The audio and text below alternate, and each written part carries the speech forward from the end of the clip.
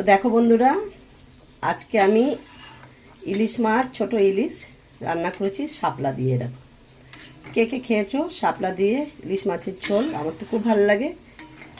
তো কেউ কে কে খেয়েছো কমেন্ট করে জানিও যে কেমন লাগে। আমার তো খুব টেস্টি লাগে। এ দেখো ইলিশ মাছগুলো ছোট্ট ছোট্ট ইলিশ হলেও টেস্টি আছে, খুব টেস্ট মাছগুলো।